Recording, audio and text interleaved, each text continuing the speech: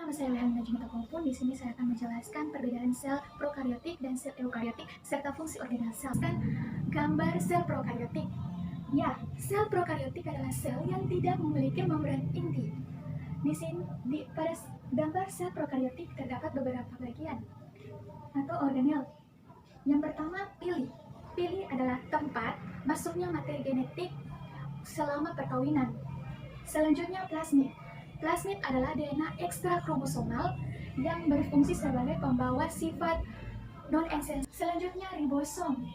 Fungsi dari ribosom yaitu untuk melakukan translasi dalam sintesis protein untuk mengubah kode genetik DNA menjadi protein.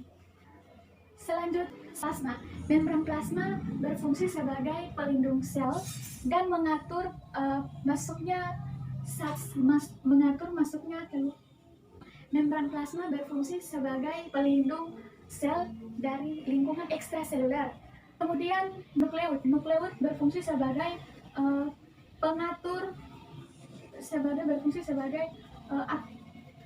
selanjutnya membran plasma. Membran plasma berfungsi untuk melindungi sel dari lingkungan ekstraseluler dan mengatur zat-zat yang keluar masuk sel ya. Kemudian nukleus berfungsi sebagai pengatur aktivitas dalam sel dan pemberi informasi genetik karena mengandung DNA yang berasal dari kromosom. Kemudian kapsul berfungsi sebagai pelindung sel dari luar yang mencegah terjadinya kekeringan pada sel dan berfungsi sebagai melekatkan jaringan sebagai pelindung sel, mencegah kekeringan sel, dan meletakkan diri pada jaringan hewan dan tumbuhan. Terakhir, flagela. Flagela merupakan bentuk seperti cambuk. Fungsi flagela yaitu sebagai alat gerak pada sel.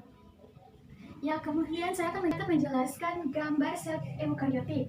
Ya, sel eukaryotik adalah sel yang memiliki membran inti dan mempunyai berbagai komponen-komponen organel yang lebih banyak daripada sel prokaryotik. Ya, di sini ada bagian-bagiannya yaitu terdiri dari membran sel.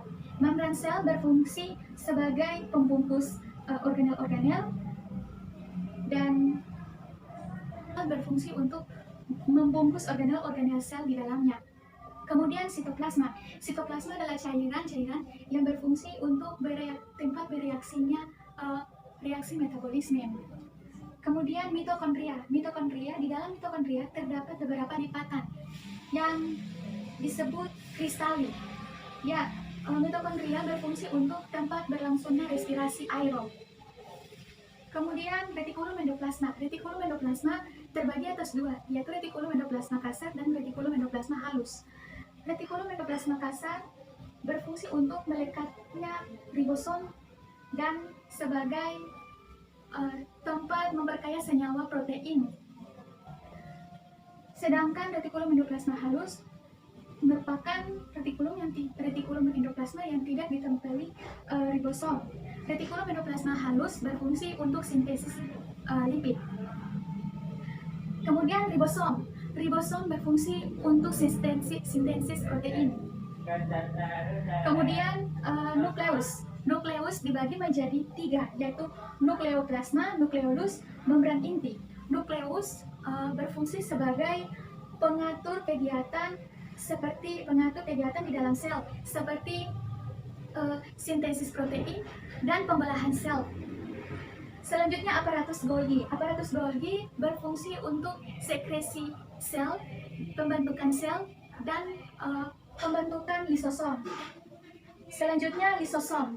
Lisosom berbentuk seperti bundaran kecil yang berfungsi untuk mengontrol pencernaan intraseluler. Selanjutnya sentriol. Sentriol berfungsi untuk pembentukan silia dan flagela, serta berfungsi untuk pembelahan sel. Nah, itulah penjelasan materi yang dapat saya sampaikan. Mohon maaf apabila kesalahan dalam penyampaian